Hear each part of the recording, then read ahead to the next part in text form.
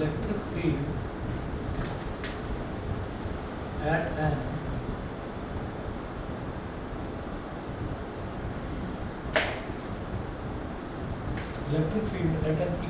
equatorial point of a dipole.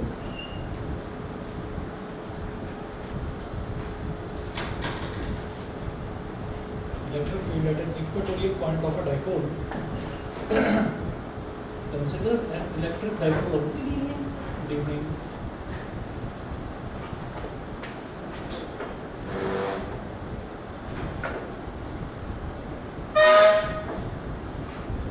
Consider an electric dipole consisting of charges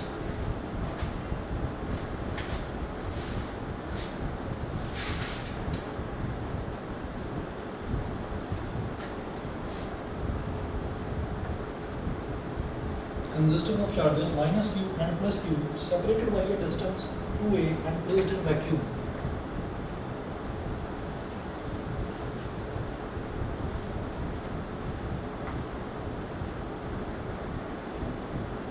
Separated by a distance 2a and placed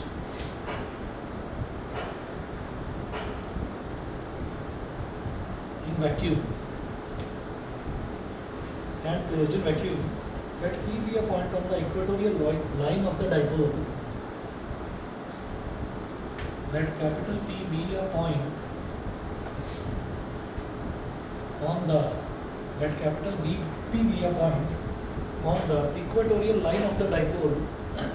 On the equatorial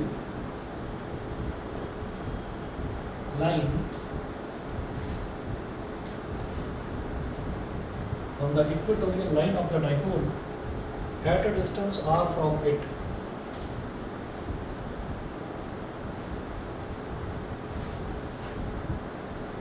At a distance small r from it.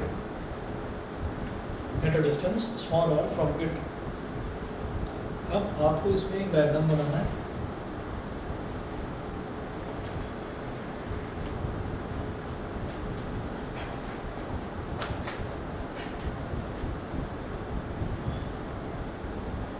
एक dipole बना लिया. यहाँ पर point A और point B, तो point A पर आपने एक चार्ज रख दिया माइनस क्यू और पॉइंट बी पर एक चार्ज रख दिया प्लस क्यू. ठीक है, equal and opposite charges separated by a small distance, उसी को हम डाइपोल बोल देते हैं. ठीक. अच्छा, अब इक्वेटोरियल पॉइंट का मतलब क्या है? जैसे हमने डाइपोल का सेंट्रल पॉइंट को यहाँ पर ले लिया था, तो जैसे हमने एक्सियल पॉइंट पर लिया था, तो एक्सियल पॉइंट में हमने क्या करा था कि इसी एक्सिस के अलावा मैंने यहाँ पर एक पॉइंट ले लिया था P. ठीक है, और फिर सेंटर से उस पॉइंट P तक का जो डिस्टेंस है वो हमने निकाला था, तो वो डिस्टेंस कितना लिया था हमने? R लिया था. ठीक है, अब क्या करेंगे? इक्वेटोरियल पॉइंट का मतलब क्या है कि आप अलोंग द एक्सिस ना लेकर परपेंडिकुलर टू द एक्सिस लेंगे. तो इस एक्सिस के परपेंडिकुलरली, इक्वेटोरियल का मतलब परपेंडिकुलर टू द एक्सिस, तो मैंने यहाँ पर हमने एक पॉइंट ले लिया ऐसे P. ठीक है, at a distance r from it. तो जैसे तब एक्सिस के अलाउंग लिया था, तब भी सेंटर से r डिस्टेंस पर लिया था. अब परपेंडिकुलरली लेंगे यानी कि इक्वेटोरियल पॉइंट पर लेंगे, तब भी सेंटर से r डिस्टेंस पर लेंगे. ठीक है. अच्छा, ये जो पूरा डिस्टेंस होता है ये 2a होता है, तो ये वाला डिस्टेंस a हो गया, इसी तरह से ये वाला डिस्टेंस a हो गया, यहाँ पर 90 डिग्री बन गया एकदम. ठीक है, इसके बाद हम ये कहेंगे कि यहाँ पर जो पॉइंट P है, इस जगह मैंने पॉइंट P मान लिया, ये वाला जो पॉइंट है ये P मान लिया. तो अब हम क्या करेंगे? जैसे हमने लास्ट टाइम करा था, एक्सियल पॉइंट में करा था, तो क्या था कि भाई प्लस क्यू की वजह से हमने पॉइंट P पर क्या मान लिया था कि एक पॉजिटिव टेस्ट चार्ज रखा हुआ है. ठीक है, तो प्लस क्यू जो है ये पॉजिटिव चार्ज है, तो ये पॉजिटिव को रिपेल करेगा. ठीक है, तो जब ये पॉजिटिव को रिपेल करेगा तो अलोंग दिस लाइन जो भी फोर्स लगती है वो अलोंग द स्ट्रेट लाइन लगती है. ठीक, तो मैंने ये कहा कि यहाँ पर एक फोर्स इस डायरेक्शन में लग रही है, रिपल्सिव फोर्स, तो उसकी वजह से जो इलेक्ट्रिक फील्ड है वो ये हो गया E प्लस क्यू. इस प्लस क्यू की वजह से ऐसा रिपल्सिव इलेक्ट्रिक फील्ड यहाँ पर डेवलप हो रहा है. इसी तरीके से मैं ये कहूँगा कि यहाँ पर पॉइंट P पर यूनिट पॉजिटिव टेस्ट चार्ज था, तो ये जो माइनस वाला है, माइनस की वजह से यहाँ पर एक अट्रैक्टिव फोर्स लगेगी. ठीक, तो अट्रैक्टिव फोर्स जो है वो इस डायरेक्शन में लगेगी, इसको बोल देंगे ई माइनस क्यू। ई माइनस क्यू, वैक्टर का साइन लगा दो इस पर भी, वैक्टर का साइन लगा दीजिए इस पर भी, क्योंकि इलेक्ट्रिक फील्ड का डायरेक्शन जरूर होता है, इलेक्ट्रिक फील्ड एक वेक्टर क्वांटिटी होती है। यहाँ तक समझ में आ गया बेटा? ऑनलाइन वाले बताया, नव्या क्लियर है? आवाज आ रही है मेरी नव्या?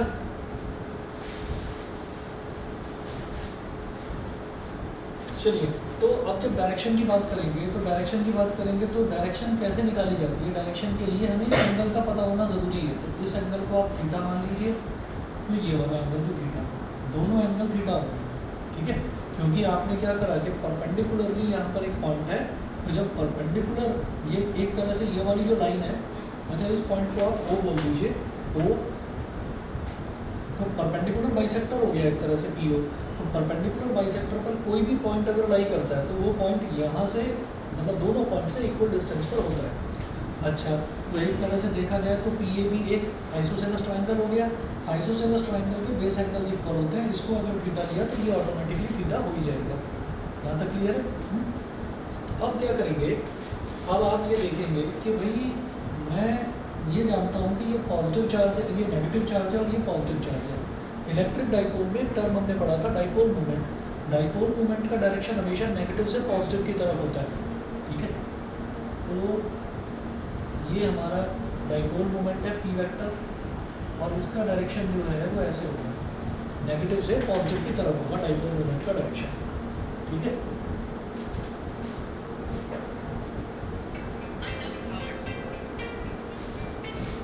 एक मिनट वेट करें बस। हेलो,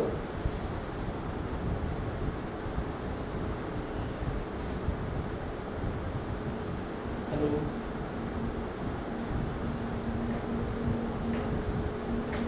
तो अब हम ये देखेंगे कि ये जो पॉइंट P है, इस पॉइंट P से ये जो एक्सेस है, इस एक्सेस के पैरेलल एक लाइन ड्रॉ कर दो।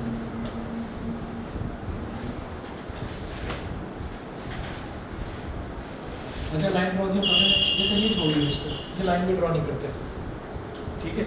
एक मिनट वेट करें बस।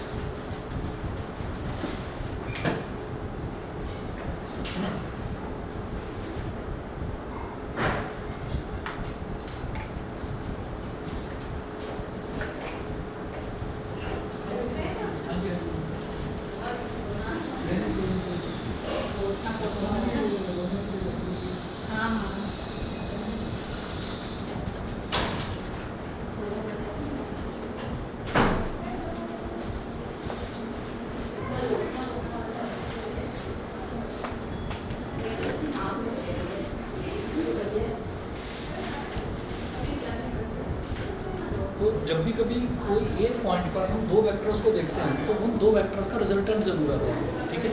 तो जरा रिजल्टेंट देखेंगे यहाँ पर कि अगर एक वेक्टर ये E प्लस क्यू वेक्टर ये इस डायरेक्शन में और E माइनस क्यू वेक्टर इस डायरेक्शन में है, तो हम यहाँ पर क्या करेंगे कि ये जो E माइनस क्यू वेक्टर है, इससे तो E प्लस क्यू वेक्टर के पैरेलल एक डॉटेड लाइन ड्रॉ कर लो, समझिए? Parallelogram law of vector addition. और इसी तरह से जो E प्लस क्यू वेक्टर है, इससे आप E माइनस क्यू वेक्टर के पैरेलल एक डॉटेड लाइन ड्रॉ कर लो इस तरह से, ठीक है? और दोनों जहाँ पर मिलेंगे उसे ओरिजिनल जो हमारा पॉइंट है, इनिशियल पॉइंट, उससे आप इस तरह से ऐसे ज्वाइन कर देंगे, ठीक है? तो ये हमारा E वेक्टर बन गया नेट इलेक्ट्रिक फील्ड। क्या हुआ? ये एक electric field E plus Q vector इस डायरेक्शन में और एक E माइनस क्यू वेक्टर इस डायरेक्शन में, तो इन दोनों का जो सम है, इन दोनों का सम इस डायरेक्शन में हो जाएगा। ये समझ गए? तो ये वाली जो लाइन है, ये वाली लाइन इस एक्सिस के पैरेलल है। तो अब एक चीज़ समझना जरा, जब ये वाला एंगल थीटा है, तो इस वाले को भी थीटा बोल दूँ, इस वाले को भी थीटा बोल दूँ। रीज़न, ये वाली लाइन और ये वाली लाइन पैरेलल है, तो ये पूरी जो लाइन बन रही है ये ट्रांसवर्सल की तरह एक्ट कर रही है, तो ये एंगल और ये एंगल इक्वल कॉरेस्पॉन्डिंग एंगल्स, ठीक है? ये आपको समझाने की ज़रूरत नहीं है, कहीं लिख कर दिखाने की ज़रूरत नहीं है, ऐसे ही कर देंगे। फिर देखिएगा, जब ये वाली लाइन और ये वाली लाइन पैरेलल, हाँ आप ये देखिएगा कि जैसे यहाँ पर इस पॉइंट पर ये तो E Q vector E plus Q vector इस डायरेक्शन में हो गया, क्योंकि ये पॉजिटिव है और यहाँ पर हम यूनिट पॉजिटिव चार्ज मानते हैं जहाँ इलेक्ट्रिक फील्ड कैलकुलेट करना होता है। तो प्लस पॉजिटिव टेस्ट चार्ज को पॉजिटिव चार्ज रिपेल करेगा तो ई plus Q will be in this direction. यहाँ पर पॉजिटिव टेस्ट चार्ज रखा हुआ है, इधर नेगेटिव है तो नेगेटिव इसको अट्रैक्ट करेगा, तो E minus Q will be in this direction. तो जब एक ही पॉइंट पर एक डायरेक्शन में एक वेक्टर जा रहा है, एक डायरेक्शन में दूसरा वेक्टर जा रहा है, तो उन दोनों का सम निकालने के लिए रिजल्टेंट वेक्टर निकालना पड़ता है। तो रिजल्टेंट वेक्टर कैसे निकालेंगे? ई माइनस क्यू से एक डॉटेड लाइन ड्रॉ करी मैंने इसके पैरेलल ई प्लस क्यू के, और ई प्लस क्यू से एक डॉटेड पैरेलल लाइन ड्रॉ करी ई माइनस क्यू के। इसी को कहते हैं parallelogram law of vector addition. तो दोनों जहाँ पर इंटरसेक्ट करेंगी उसको ओरिजिनल पॉइंट से हमने इस तरह से जॉइन कर दिया, समझ गए? ठीक है, तो ये जो हमारा वेक्टर बना इसको हम ई वेक्टर या ई नेट या ई टोटल कुछ भी बोल सकते हैं। मैंने ई वेक्टर बोल दिया, ये इस वाले वेक्टर का और इस वाले वेक्टर का सम है, समझ गए इतना? अब देखिएगा कि ये वाली लाइन जो है, ये वाली लाइन इस वाली लाइन पे एक्सिस के पैरेलल है, तो ये एंगल और ये एंगल इक्वल होगा कोरस्पॉन्डिंग एंगल से। इसी तरीके से ये वाला एंगल और ये वाला एंगल भी इक्वल होगा। रीजन ये लाइन ऑल्टरनेट इंटीरियर एंगल, ये वाली लाइन भाई आप ये देख लीजिए कि ये वाली लाइन और ये वाली लाइन पैरेलल है और ये ट्रांसवर्सल की तरह एक्ट कर रही है, तो ये एंगल और ये एंगल इक्वल होंगे, इनको ऑल्टरनेट इंटीरियर एंगल बोलते हैं। अब आप ये जो सारी चीज़ें लिखवाई हैं इस डायग्राम में, इसको जरा नोट करेंगे। आप कहेंगे electric field at point P due two plus Q charge.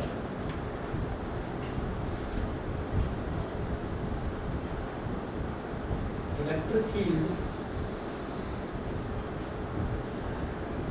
at point P, electric field at point P due to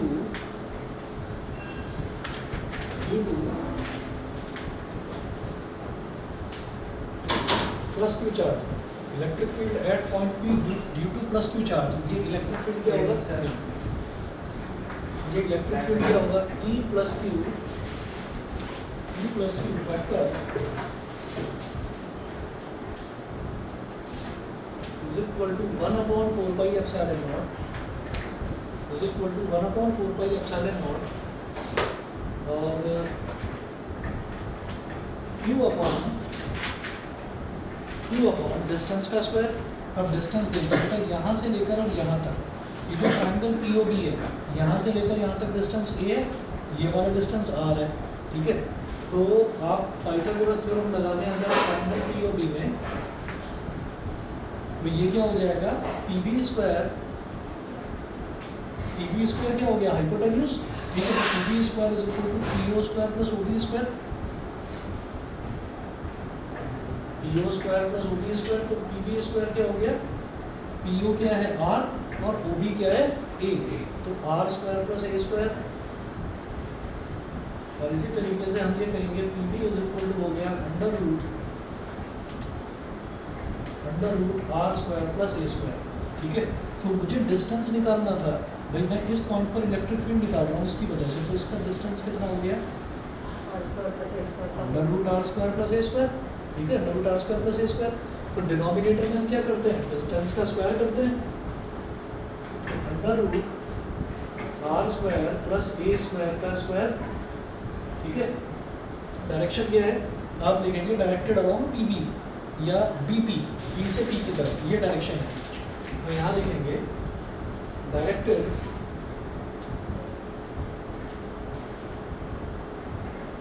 along B से P की तरफ, ये डायरेक्शन है। तो क्या बोलेंगे? E plus Q vector is equal to 1 upon 4 pi epsilon naught. Under root का जब स्क्वायर करते हैं तो अंडर रूट से स्क्वायर कैंसिल आउट हो जाता है, तो Q upon R square plus A square directed along BP। Similarly,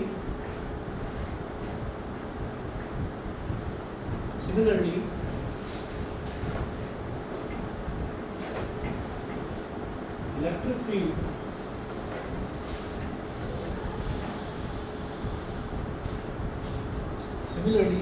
field at point P due to minus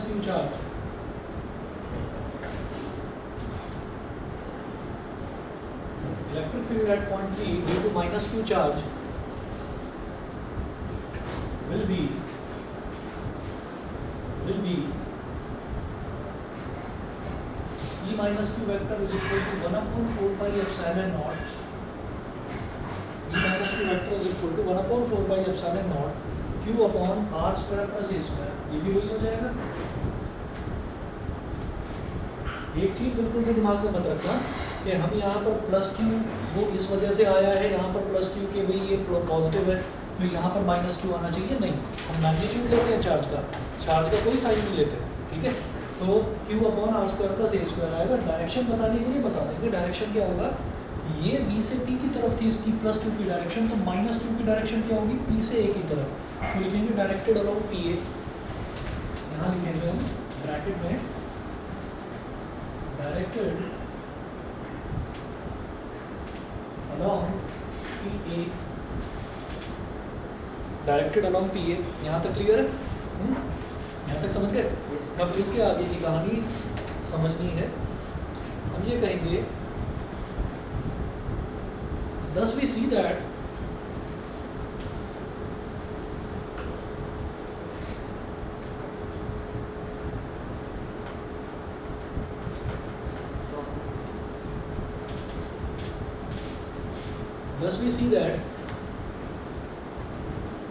the magnitude of E plus Q vector,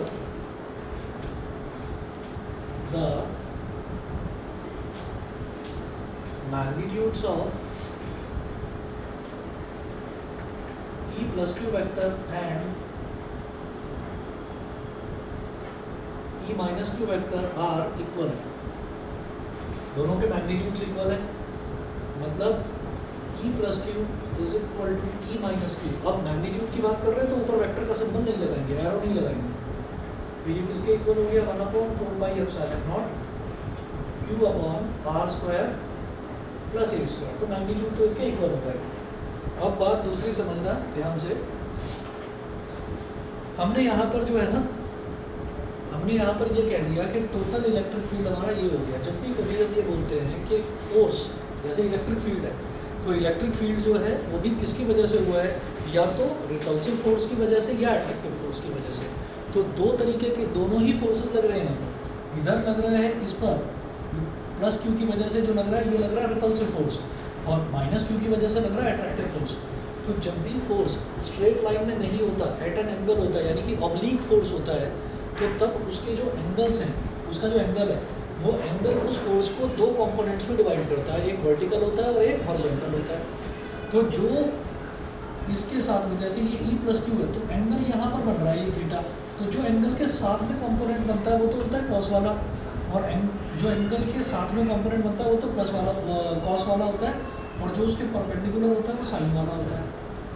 तो ऐसे मैं डॉट डॉट करके ये बना सकता हूँ। ये जो ऊपर वाला कंपोनेंट होगा ये हो जाएगा E plus Q sine theta, ये समझ गए? ये जो ऊपर वाला कंपोनेंट होगा ये E plus Q sine theta दिखा रखी है, ये तो हो जाता है, और ये ऊपर वाले नहीं कर सकते थे। दोबारा बोलो, दोबारा बोलो। सर ये हमने ऐसे बना रखा है ना, तो इसको ही हम मान लेते हैं, और यहाँ ये साइन थीटा और कॉस थीटा है।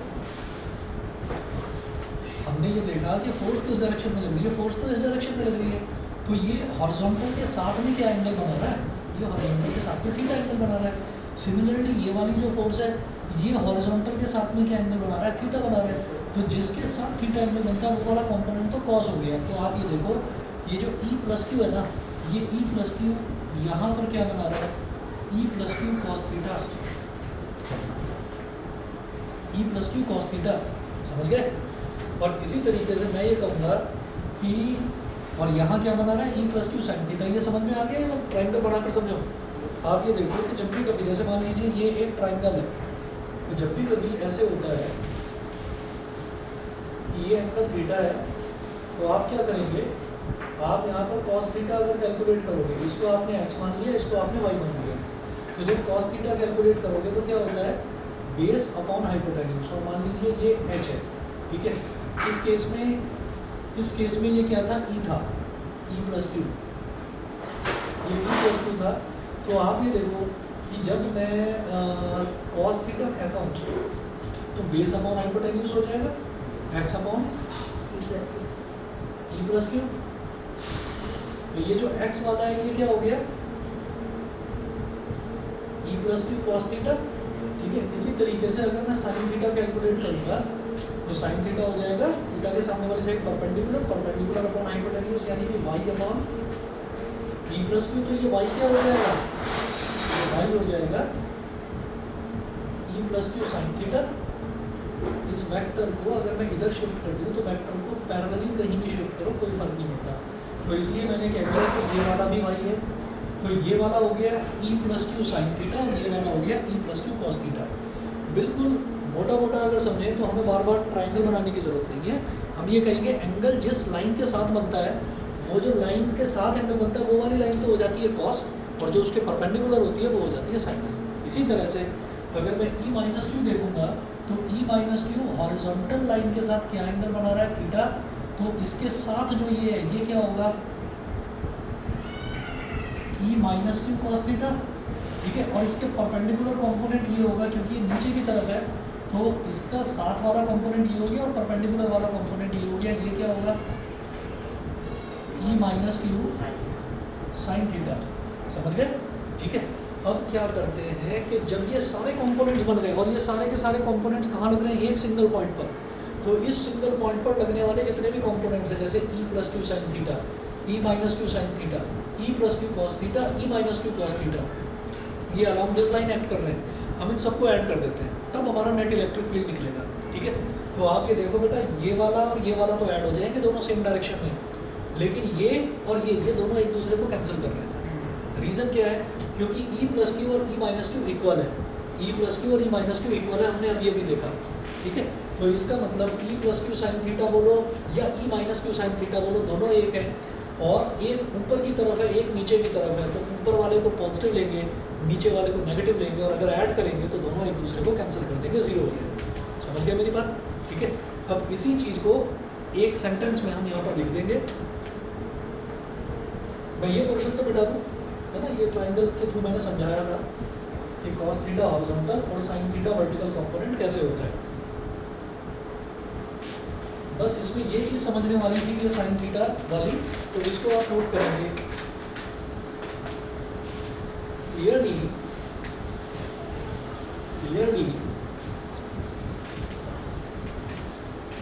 The vertical components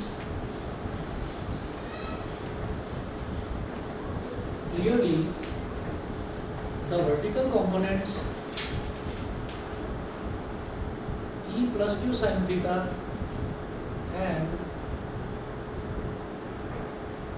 e minus q sin theta being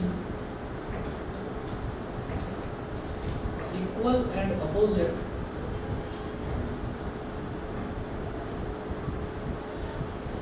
cancel out each other on addition। जब ऐड करेंगे तो ये एक दूसरे को कैंसिल आउट कर देंगे, cancel out each other on addition. So the total electric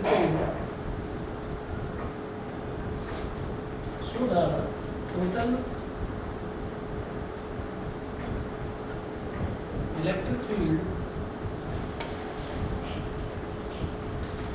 equatorial point पर बोल रहे हैं। देखिए, अगर किसी भी डाइपोल के परपेंडिकुलर एक्सिस पर अगर कोई पॉइंट लाई करता है तो उस एक्सिस को हम इक्वेटोरियल प्लेन बोल देते हैं, उसका इक्वेटोरियल एक्सिस बोल देते हैं। वो था अलोंग द एक्सिस, ये है अलोंग इक्वेटोरियल पॉइंट, तो इसलिए इसको ई इक्वा बोल दिया। ई इक्वा इसको इक्वेटोरियल, ठीक है, ई इक्वा इसको इक्वेटोरियल। ये भी एक वेक्टर होगा, तो मैंने ऊपर एरो बना दिया, इज इक्वल टू क्या बोलूँगा, अब मेरे सिर्फ और सिर्फ ये और ये सिर्फ हॉरिजॉन्टल कंपोनेंट है, तो सिर्फ यही ऐड होंगे। वर्टिकल वाले ने तो एक दूसरे को कैंसिल कर दिया, तो क्या होगा E plus Q cos theta, E plus Q cos theta, और दूसरा क्या है E minus Q cos theta plus E minus Q cos theta, E minus Q cos theta. इन दोनों को एक ब्रैकेट में डाल दूंगा और दोनों का डायरेक्शन सेम है, दोनों का डायरेक्शन सेम है, दोनों इस डायरेक्शन में है, तो इस डायरेक्शन को मैं क्या बोलूँगा, देखिए ये वाली डायरेक्शन तो है पी वेक्टर यानी कि डाइपोल मोमेंट की, तो ये तो डाइपोल मोमेंट के अपोजिट डायरेक्शन में हो गया। तो डायरेक्शन दिखाने के लिए हम क्या कह देते हैं, पी कैप, उसका यूनिट वेक्टर, डाइपोल मोमेंट का यूनिट वेक्टर हम पी कैप दिखा देते हैं। ये समझ रहे हैं कि नहीं? ये समझ रहे हैं? नहीं समझ रहे? हम डायरेक्शन दिखाने के लिए यहाँ पर पी कैप दिखा देते हैं, लेकिन पी कैप का डायरेक्शन तो इस तरफ है। आप ये देखो कि ई प्लस क्यू कॉस थीटा इस डायरेक्शन में, ई माइनस क्यू कॉस थीटा इस डायरेक्शन में। पी कैप का डायरेक्शन क्या होगा? ये, क्योंकि पी वेक्टर का डायरेक्शन, तो पी जो वेक्टर का डायरेक्शन होता है उसके यूनिट वेक्टर का डायरेक्शन भी सेम होता है। डायरेक्शन के लिए मैं यूनिट वेक्टर मल्टीप्लाई कर देता हूँ, यहाँ पर माइनस लगा देंगे बस, समझ गए? यहाँ माइनस लगा देंगे। माइनस क्यों लगाया? क्योंकि पी कैप का डायरेक्शन ये है और हमारा जो टोटल इलेक्ट्रिक फील्ड है उसका डायरेक्शन ये है, तो डायरेक्शन क्योंकि अपोजिट है इस वजह से माइनस लगा दिया। समझ गए? ठीक है जी। अच्छा, इसके बाद आप ये कहेंगे negative sign shows that negative sign shows that E equa is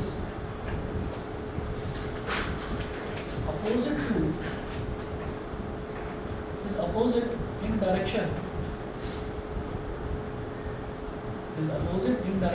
of P cap। P cap का डायरेक्शन ये होगा तो इसका डायरेक्शन अपोजिट है, इस वजह से नेगेटिव साइन हमने लगाया। क्लियर है अच्छे से? ठीक है। अच्छा,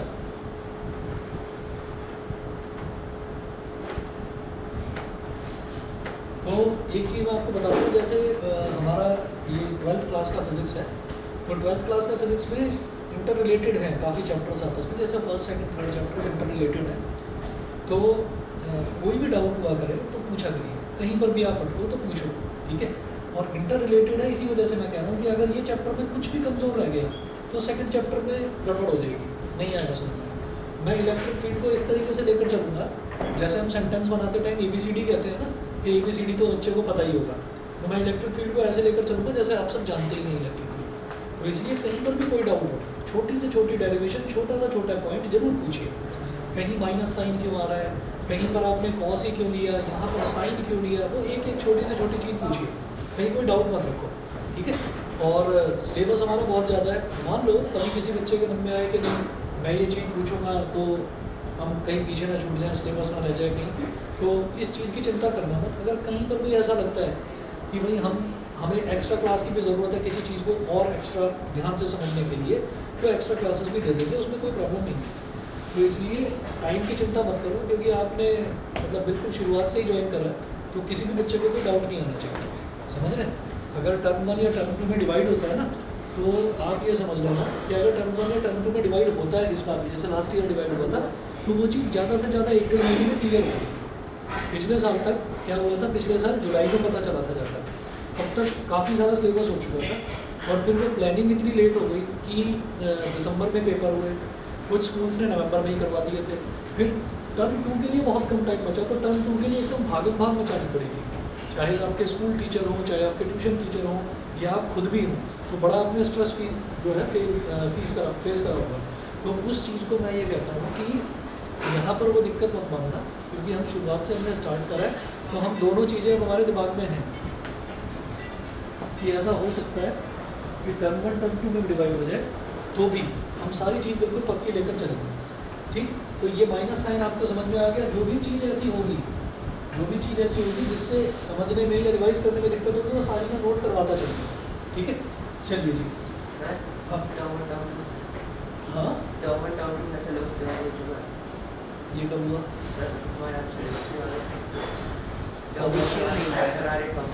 ऑफिशियल नहीं नहीं, वो मैं आपको बता रहा हूँ, वो ना जैसे 2021 और 22 वाले सेशन का हुआ था ना, वही वाला शेयर कर दिया होगा मैंने आपके साथ।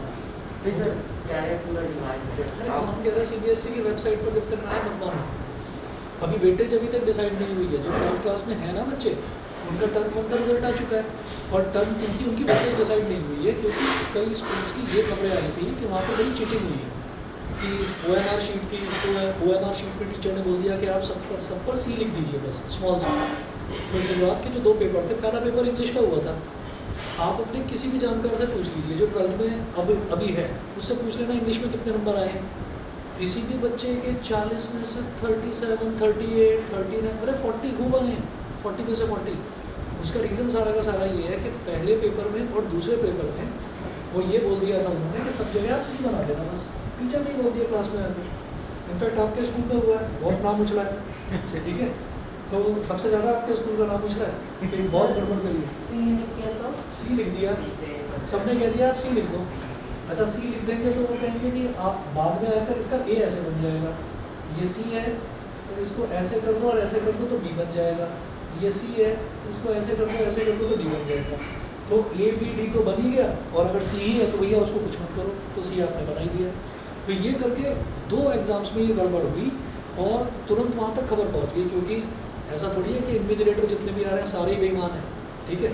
कोई एक आधा ईमानदार भी होता है, उसको दिमाग ख़राब हो गया, उसने इन्फॉर्मेशन भेज दी ऊपर। तो तीसरे पेपर से क्या हुआ कि आपको OMR शीट में कैपिटल लेटर्स में लिखना है। अब बनाओ कैपिटल सी का कैपिटल बी, अब बनाओ कैपिटल सी का कैपिटल बी, ठीक है। बनाओगे भी तो भी वो बाहर निकल जाएगा। तो बहुत सारी ऐसी चीज़ें थी जो डिस्क्रिपेंसीज हुई हैं, तो अभी तक ये भी डिसाइड नहीं हुआ। और हर दूसरे तीसरे दिन ना एक फेक सर्कुलर आ जाता है और ये कहते हैं कि ये CBSE के ट्विटर हैंडल से हमने उठाया है, उसमें ये आ जाता है कि वेटेज जो है वो टर्म 1 की 20% है और टर्म 2 की 80% है। तो इस तरीके से आता रहता है, जबकि CBSE ने क्लियर कर रखा है कि अभी कोई टर्म 1 और टर्म 2 की वेटेज डिसाइड नहीं हुई है। वेटेज समझ रहे हैं, वेटेज समझ रहे हैं कि टर्म 1 का 80%, टर्म 1 का जो आपका रिजल्ट है, हाँ वो, क्योंकि जहाँ पर भी ईमानदारी से हुआ है ना पेपर, अब मैं फिजिक्स का बता देता हूँ। फिजिक्स का सबसे ख़राब रिजल्ट आया है टर्म 1 का। फिजिक्स में ऐसे ऐसे नंबर आए हैं कि 35 का पेपर था, 35 में से आ रहे हैं 7 नंबर, 8 नंबर। जिस घंटे देंगे तो यहाँ मुझे तो उसी घंटे पता लग जाएगा, अगर कि आधे घंटे से कम। अच्छा तुम्हारा कोई नोन में है? मेरा बता के आपको मेरे मामा की हाँ एग्जाम वगैरह तो भाई बता देना, सबका भला हो जाएगा, ग्रुप पर डाल देना, ठीक है। तो इस वजह से शुरू से हम कर रहे हैं, तो कहीं पर कोई डाउट लेकर मत चलिए। अब जरा देखिएगा, negative sign shows that E एक्वा is opposite in direction of P cap. इसके बाद हमें क्या करना है, ये मिटा रहा हूँ ऊपर से।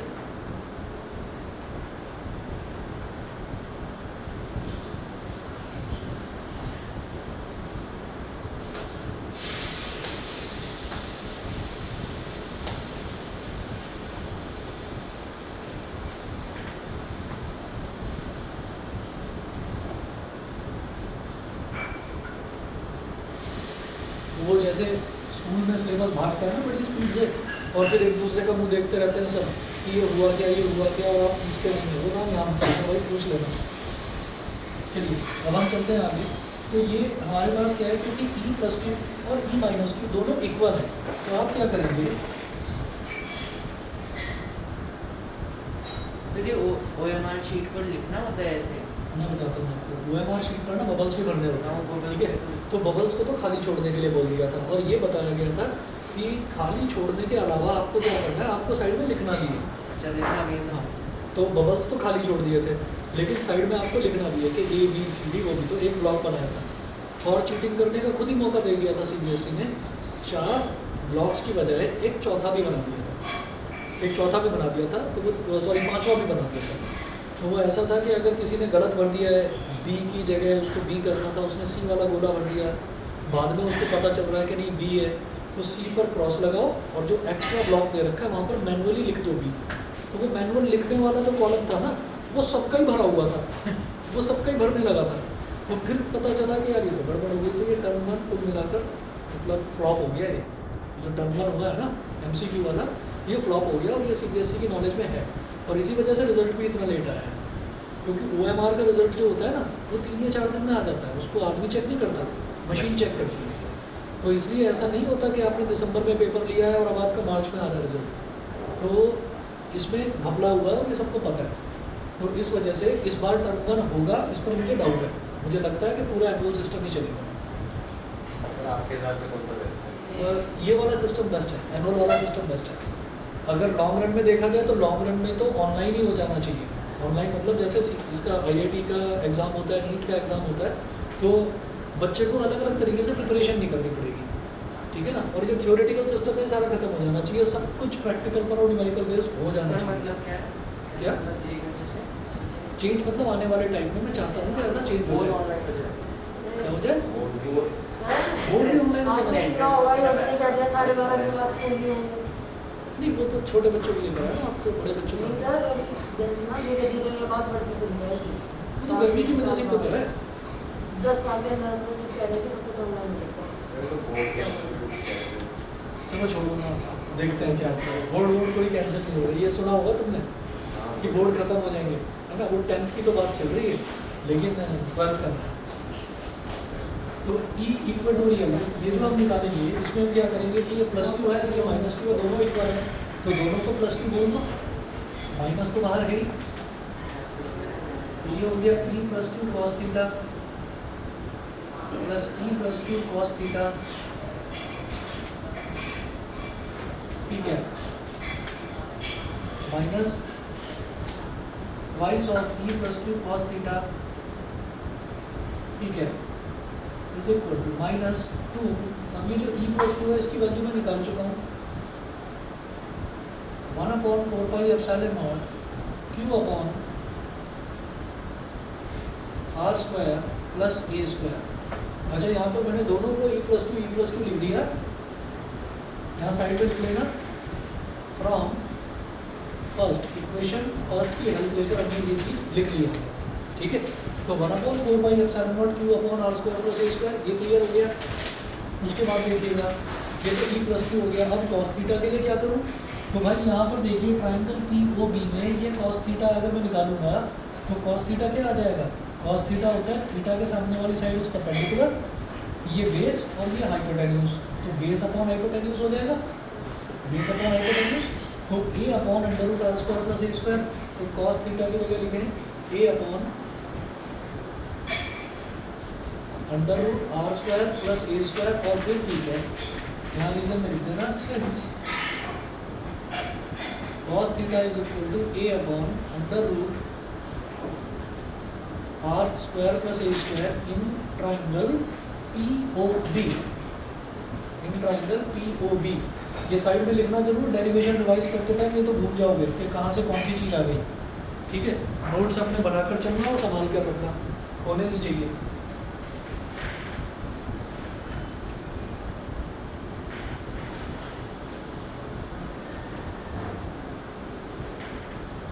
फिर देखिएगा कि अब जैसे कि r square plus a square है, इसको क्या बोलूँगा r square plus a square की पावर 1, तो ये हमारे पास हो गया e is equal to -2 into 1/4 pi epsilon naught. कोई बच्चा ये जल्दबाजी ना दिखाए कि 2 2 4 होता है, पहले मैं काट दूँ, इसको काटना नहीं है, ठीक है। 2 इंटू 1/4 पाई एप्सिलॉन नॉट, ये हो गया q upon r square plus a square की पावर 1,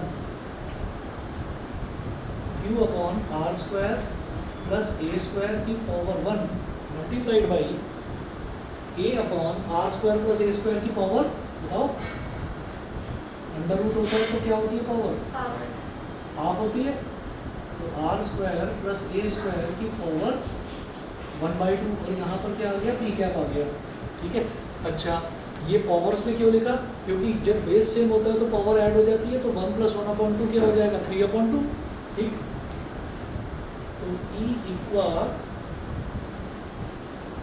इज इक्वल टू -2, और इसको ना आप क्या करिए, -2 हटाओ, माइनस रहने दो बस यहाँ पर, -1/4 पाई एप्सिलॉन नॉट q, ऊपर q तो है, q 2 और a मल्टीप्लाई कर दो, तो q इंटू 2 आ गया न्यूमरेटर में, और डिनोमिनेटर में आ गया r square plus a square की पावर 3/2 और p कैप, समझ रहे हैं, ठीक है। अच्छा और q इंटू 2a को साथ साथ क्यों लिखा, क्योंकि ये क्या होता है, q इंटू 2a क्या होता है, dipole moment, q into 2a होता है डाइपोल मोमेंट, ठीक। तो e equatorial e is equal to -1/4 pi epsilon naught, तो q into 2a is p, तो ये हो गया p upon r square plus a square की पावर 3/2 और p कैप, ठीक है। इसको एनक्लोज करिए एक बॉक्स में, ये एक बॉक्स में एनक्लोज करने के बाद में फिर हम वही काम करेंगे जो लास्ट में हमने स्पेशल केस करा था एक्शियल में, क्या कि अगर हम जो इलेक्ट्रिक फील्ड कैलकुलेट कर रहे हैं वो बहुत ज़्यादा लार्ज डिस्टेंस पर कर रहे हैं, ठीक। तो हम ये कहेंगे if the equatorial point if the equatorial point P is far away from the dipole,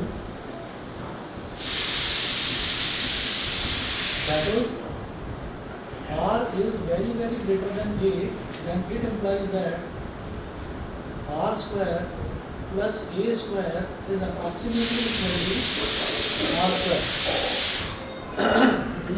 तो R square plus A square को मैं approximately R square के इक्वल लिख लूँगा. यहाँ लिख दीजिए A square can be neglected. A square can be neglected. Reason क्या है कि जब R ही A से बहुत ज़्यादा बड़ा है तो R का जो स्क्वायर है वो तो A स्क्वायर से और भी बहुत ज़्यादा बड़ा होगा. A बहुत छोटी टर्म है, ठीक है. तो हमने कहा कि A स्क्वायर और भी ज़्यादा छोटी टर्म होगी. बताया था ना ये क्या होता है, जैसे 0.01 तो उसका स्क्वायर तो 0.001 होगा, वो और छोटा होगा. तो R square plus A square को अप्रॉक्सीमेटली R स्क्वायर के इक्वल कह सकते हैं. तो यहाँ से क्या होगा,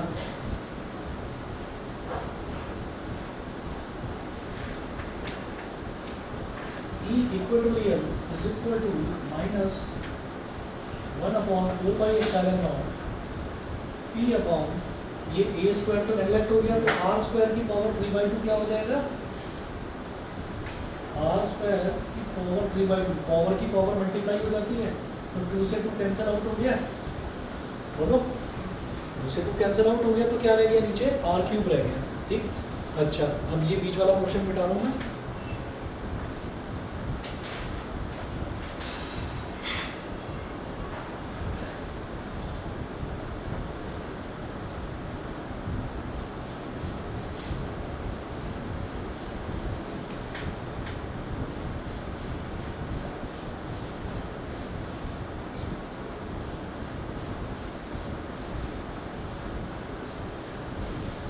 ये हो जाएगा, therefore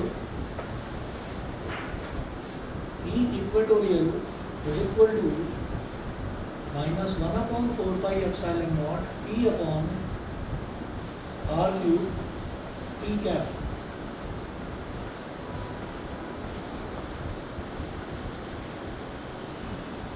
ठीक है.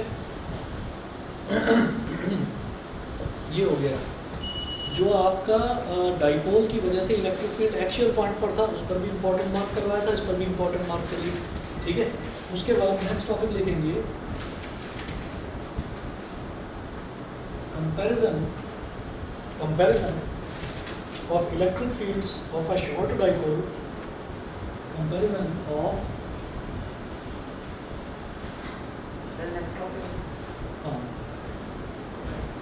comparison of electric fields of a short dipole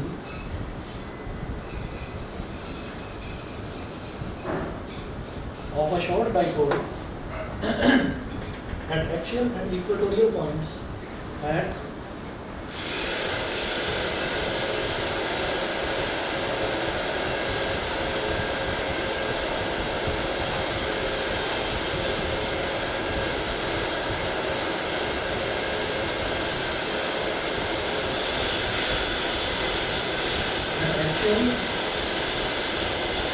and equatorial points. तो क्या लिखा हुआ है, ऑफ अ शॉर्ट डाइपोल. तो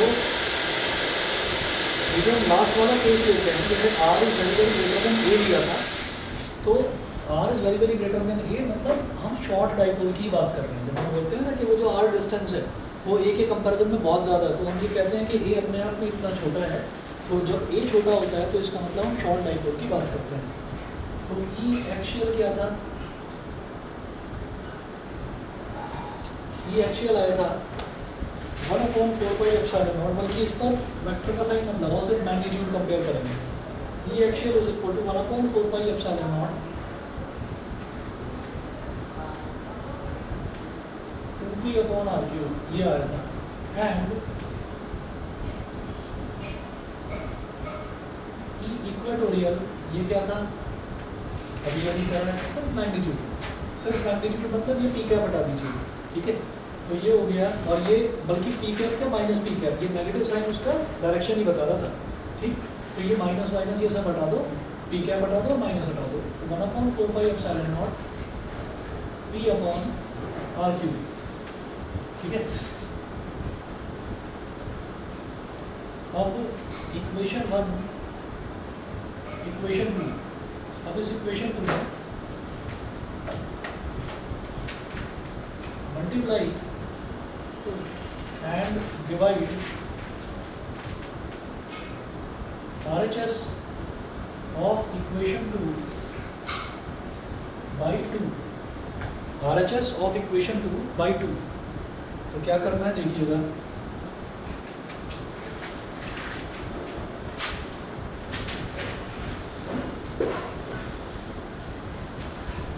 इक्वेशन 2 का RHS जो है ये RHS, इसको आप यहाँ पर 2 से मल्टीप्लाई, ऊपर नीचे 2 से मल्टीप्लाई कर लीजिए। तो E equal is equal to 1 upon 4 pi epsilon naught 2p upon R cube into 1 upon 2, इसको ब्रैकेट में डाल दो भाई, 2 से मल्टीप्लाई 2 से डिवाइड कर दिया, ये पूरा का पूरा क्या बन गया, E एक्शियल बन गया। तो E equal is equal to E axial into 1 upon 2, यहाँ लिख देना फ्रॉम इक्वेशन 1, इक्वेशन 1 से हमने ये वाली वैल्यू को E एक्शियल के इक्वल लिख दिया, ठीक है। अब इसको 2 को इधर ले जाओ, it implies that twice of E equatorial is equal to E axial. ये इन दोनों के बीच में कंपैरिजन है कि एक्शियल इलेक्ट्रिक फील्ड जो है वो इक्वेटोरियल का ट्वाइस होता है शॉर्ट डाइपोल के केस में, समझ गए, ठीक है। इसके बाद हमारा जो नेक्स्ट टॉपिक है ये है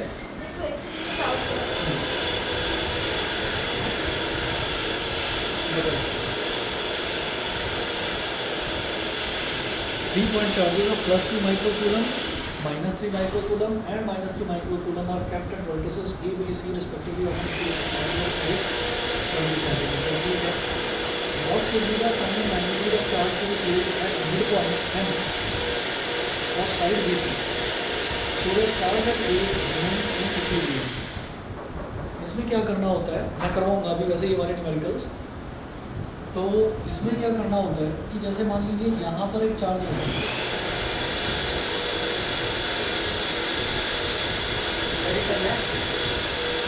समझ में आता है।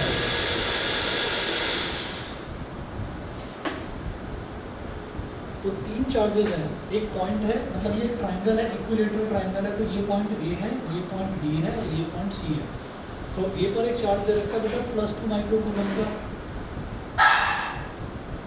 B पर जो चार्ज है वो है -3 माइक्रोकूलम का और C पर जो चार्ज है वो भी -3 माइक्रोकूलम का। ये 2 चार्जेस, ये 3 चार्जेस दे रखे हैं। इन्होंने बोला और कैप्टेड vertices A, B, C respectively of an equilateral triangle of side 20 centimetre. ये जितनी भी है ये लेंथ है, ये 20 हो गई, ये 20 हो गई।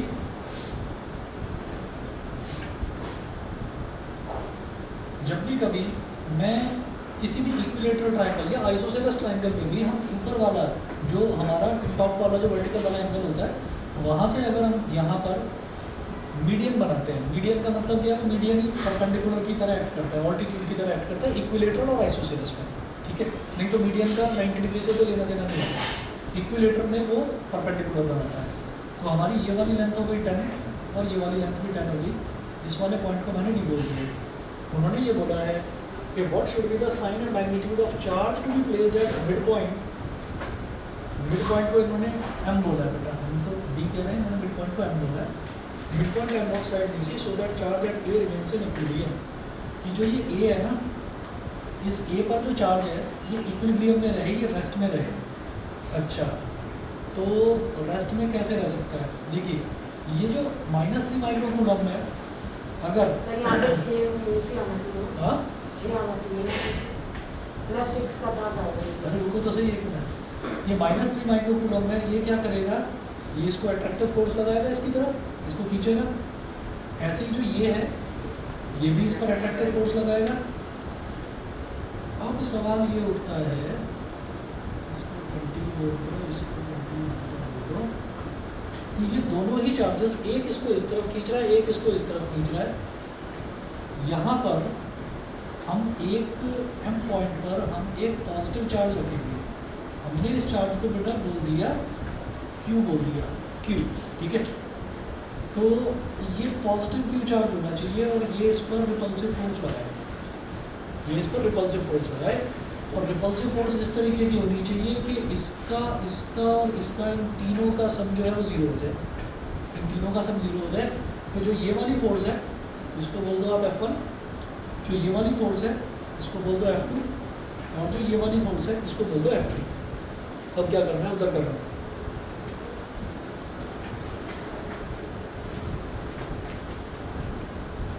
ऐसे ना, ये इंपॉर्टेंट क्वेश्चन है, ये आ चुका है CBSE में, ये वाला जो क्वेश्चन है। तो ऐसे क्वेश्चन की मैं जब न्यूमेरिकल की क्लास लूँगा तो मैं प्रॉपर्ली सबको करा दूँगा।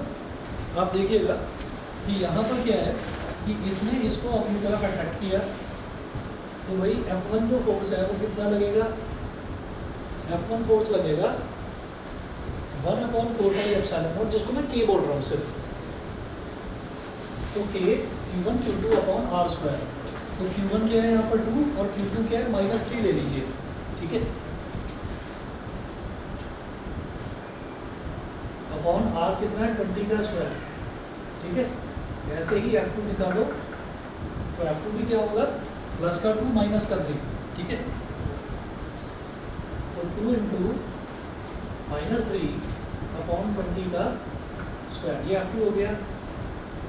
और F3 जो है F1 F2 और F3 क्या होगा कि ये वाला चार्ज क्यों है, तो बेटा ये डिस्टेंस 20 है, ये डिस्टेंस 10 है, तो ये डिस्टेंस पहले बताओ कितना होगा, 20 और 10। तो ए एम जो है, ए स्मॉल एम, इस पॉइंट को इन्होंने स्मॉल एम बोला है। तो ए एम का स्क्वायर यानी कि परपेंडिकुलर का स्क्वायर प्लस बेस का स्क्वायर यानी कि 10 का स्क्वायर इज इक्वल टू 20 का स्क्वायर। तो ये जो ए एम है ये हो जाएगा 20 का स्क्वायर 400, 400 - 100 300, तो 10√3, ये 10√3 हो गया, ठीक है। तो इसको क्या करेंगे, K × 2 × Q अपॉन 10√3 का square, F1 + F2 + F3 is equal to 0 होना चाहिए। अब जब करेंगे सबको ऐड, 0 इस वजह से क्योंकि इन्होंने बोला है कि यहाँ पर मैं क्या चार्ज रखूँ कि यहाँ वाला जो चार्ज है, जो ए पर जो चार्ज है वो इक्विलिब्रियम में रहे। तो इसका लगने वाला फोर्स, इसका लगने वाला फोर्स और इसका लगने वाला फोर्स, इनका रिजल्टेंट 0 हो जाना चाहिए। मान लीजिए मैं यहाँ पर खड़ा हूँ और मेरे को 10 लोग खींच रहे हैं, कोई इधर खींच रहा है कोई उधर खींच रहा है, अगर उन सबके फोर्स का रिजल्टेंट 0 हो जाएगा तो मैं चुपचाप खड़ा रहूँगा, मैं कहीं खींचूंगा ही नहीं। तो वो चीज़ है। हाँ साइड से 10 हो रहे तो आपने इसको भी रिमूव कर दिया। हाँ हाँ वही बात है। नेट फोर्स मतलब टोटल फोर्स निकालेंगे ना भाई। हमने ये कहा कि अगर एक बंदा इधर से फोर्स लगा रहा है, एक बंदा इधर से फोर्स लगा रहा है, अगर इक्वल एंड अपोजिट है तो वो कट जाएंगे, अब क्या है कि ये वाला फोर्स जो है ना, ये पॉजिटिव चार्ज लूँगा मैं क्योंकि मुझे दिखाई दे रहा है ये भी अट्रैक्टिव फोर्स है, ये भी अट्रैक्टिव फोर्स है, और ये वाला फोर्स रिपल्सिव ही होना चाहिए, ठीक है। ये उसको दूर की तरफ खींच कर ले जाए, नहीं तो ये अट्रैक्टिव फोर्सेस कहीं ना कहीं इसको नीचे खींच सकते हैं। तो जब फोर्स के डायरेक्शन की बात होती है, मैंने इसीलिए -3 लिया है यहाँ पर, और इधर मैंने माइनस साइन नहीं लिया क्योंकि वो रिपल्सिव फोर्स लगने वाला है। आप इनको ऐड करोगे तो तीनों में देख लो, के तीनों में कॉमन आ रहा है, 2 तीनों में कॉमन आ रहा है, तो K × 2 तो ले लिया कॉमन, ठीक है। और ये कितना हो जाएगा -3/400 -3/400 प्लस का 2Q/300 इज इक्वल टू 0। ये K क्या है, कांस्टेंट है 1/4πε0, 2 भी कांस्टेंट है, कांस्टेंट 0 के नीचे जाकर खत्म हो जाएगा, 0 बन जाएगा, ठीक है। और एक काम और करते हैं, इसको क्या करेंगे, जैसे -3 दोनों है, ये हो जाएगा -6/400। इस 400 को बोलो 4 × 100 प्लस 2Q को बोलो 3 × 100 इज इक्वल टू 0। यहाँ न्यूमरेटर में से 2 ले लो कॉमन और डिनोमिनेटर में से ले लो 100 कॉमन, तो ये बचेगा -3/4 और यहाँ क्या बचेगा, Q Q/3 समझ गए कि नहीं? ठीक, थोड़ा सिंप्लीफाई करने के लिए, ये तो बहुत बड़ी कैलकुलेशन भी कर सकते हैं। तब भी रिजल्ट, अब ये 2/100 पूरा का पूरा कांस्टेंट है, ये भी 0 हो गया, खत्म हो गया। 4 और 3 का एलसीएम 12, ठीक है। 4 3 जा 12, 3 × -3 -9, 3 4 जा 12, 4 × Q प्लस का 4Q is equal to 0। Q is equal to लग रहा है हमारा 9/4, 9/4 पूरा था। आंसर पता है, देख लेना, यही है 9/4, ठीक है ना। 12 इधर जाकर 0 हो जाएगा, तो 4 3 जा 12, 3 3 जा 9 -9, 3 4 जा 12, 4Q। क्या है कहीं कुछ कैलकुलेशन मिस्टेक तो हुई नहीं, 9/4 आ रहा है, कहीं कुछ कैलकुलेशन मिस्टेक तो हुई नहीं है, फंडा यही है, तरीका ही। 9/2 आ रहा है क्या? देख लेना, हो सकता है मुझसे कहीं कुछ मिस्टेक हो गई है, लेकिन तरीका यही है, तरीका यही है, और क्वेश्चन इंपॉर्टेंट है, आते हैं ये वाले पेपर में। चलिए जी, इतना करते हैं, फिर और वाला टॉपिक नेक्स्ट क्लास में करेंगे, ठीक है।